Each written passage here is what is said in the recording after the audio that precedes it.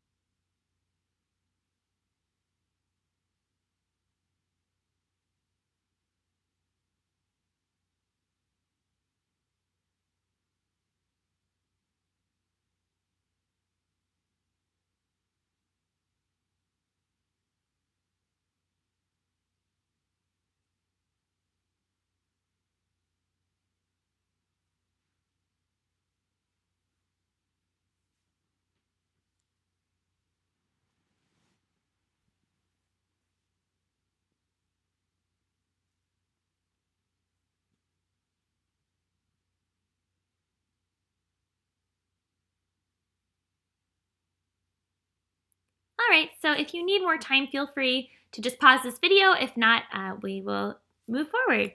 One thing I'll mention is that this assessment, like all of our assessments and assignments, is due tomorrow at noon. And so make sure if you haven't finished it that you do finish it by then. All right, so plotting decision trees. So there are several R packages that assist with tree plotting. There are several more than just this, but 3 commonly used ones are the rpart.plot package, PartyKit, and Rattle.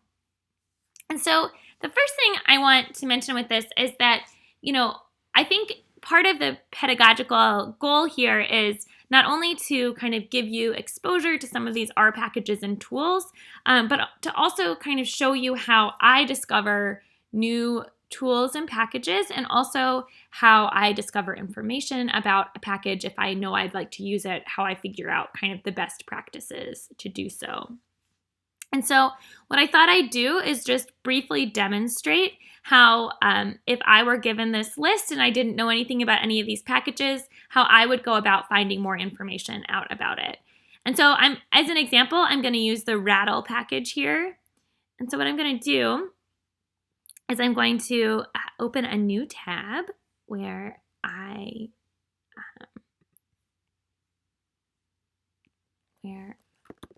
go to Google and I type in Rattle.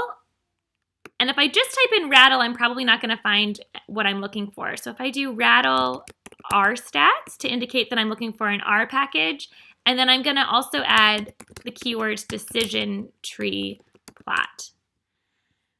And so this is kind of an important thing here to mention, that when you're Googling for information about packages, it's good to mention the package name.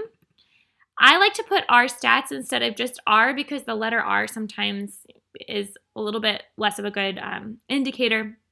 And then also what you think that package does.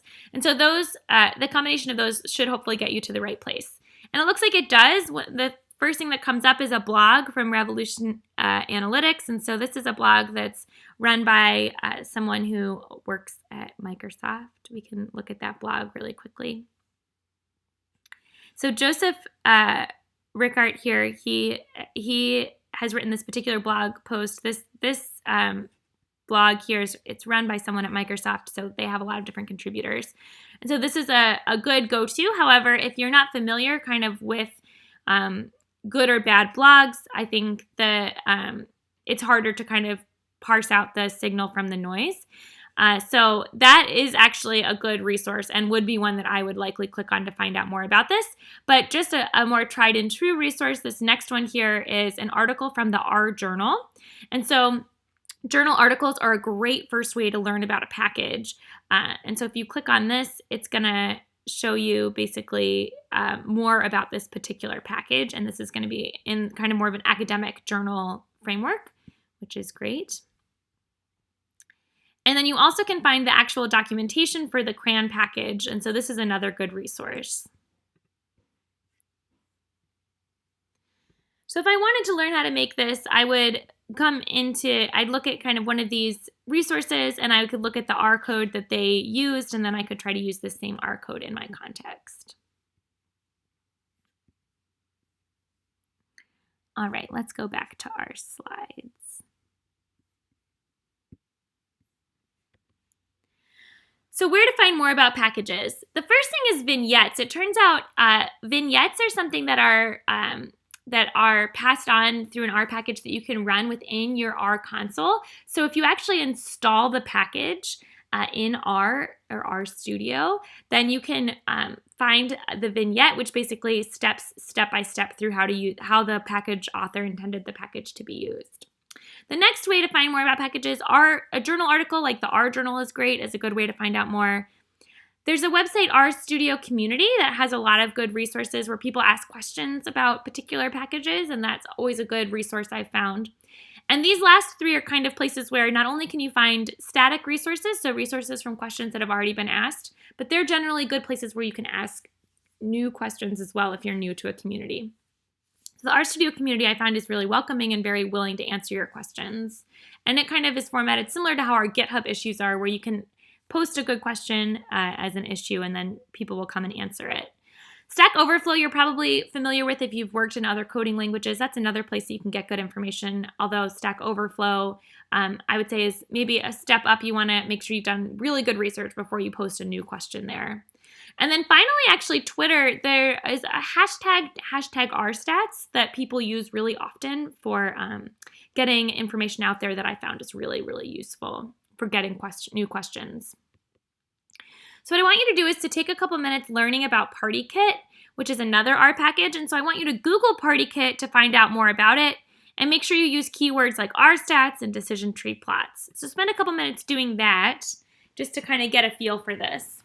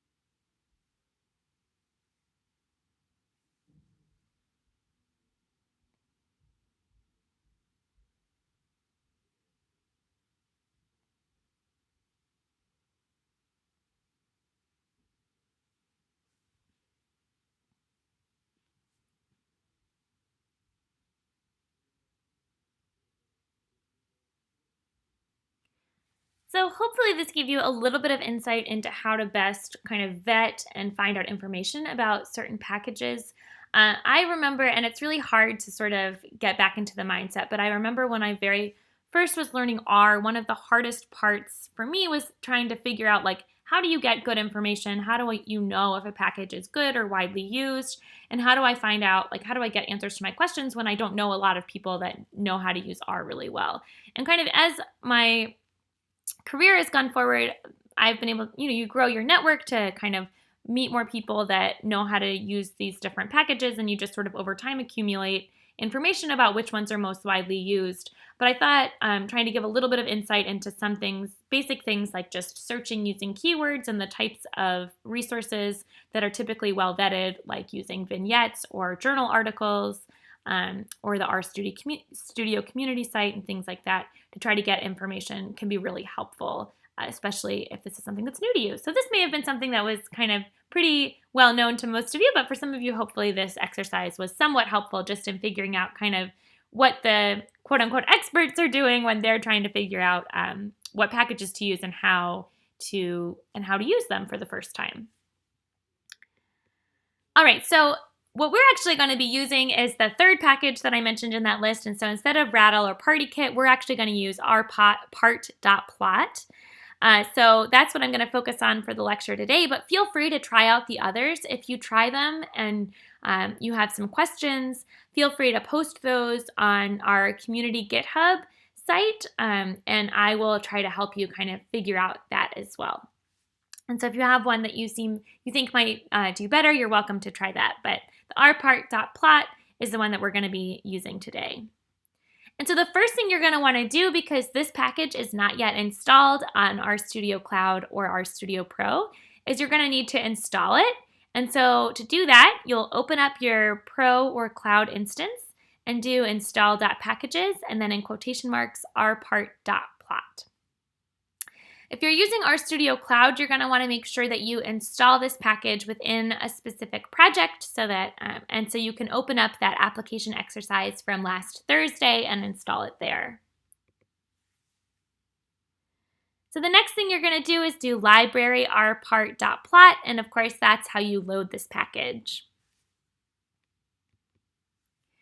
Okay, so here is some code this is similar to the code from last week where we were fitting a model. I was, as an example, using some baseball data. I was trying to predict salary based on a number of characteristics about a certain baseball player.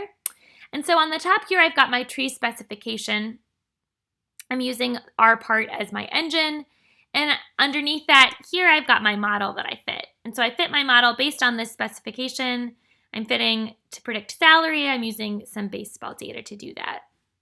And so given this, I've got this object called model that is my decision tree model, and I can use that to create a plot. And so if I've already loaded the rpart.plot package, then I can just use the rpart.plot function. And the first argument of that function is going to be model, and then I use the $sign to indicate that I would like to pull out the fit part of this object.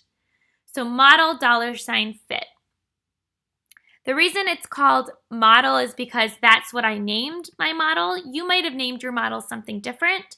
For example, I think in the exercise last week, we may have called it something like final_model or something like this. Whatever you called your model, that's going to be the first part of this. But this is going to be the same. The second part will be the same no matter what. You'll add the $sign fit. And so what that basically does is it pulls out the model fit from the model object. And that's what you're using to fit your plot. And then the next thing you're going to do is add this parameter round int equals false. And basically what that's doing is it's just kind of preventing a message or a warning that comes out of the rpart.plot function. If you don't have it, it's fine. It's just going to give you a warning saying that if you want to be able to do some rounding, you need to give it some more information. And so instead of having to change our previous code to give it more information, we can just use this to let it know that we don't need it to round. Okay, so when I run this function, I end up with this lovely plot here. And so here is my plot that I had on that very first initiation slide where we were talking about this last week, where you see that I split on years and then I also split on hits.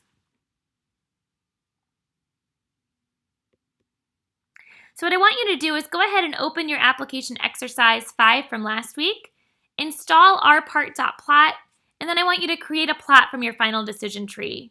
And then go ahead and knit, commit, and push this. Be sure to have final results pushed to GitHub by April 8th at noon. So take a couple minutes to work on that.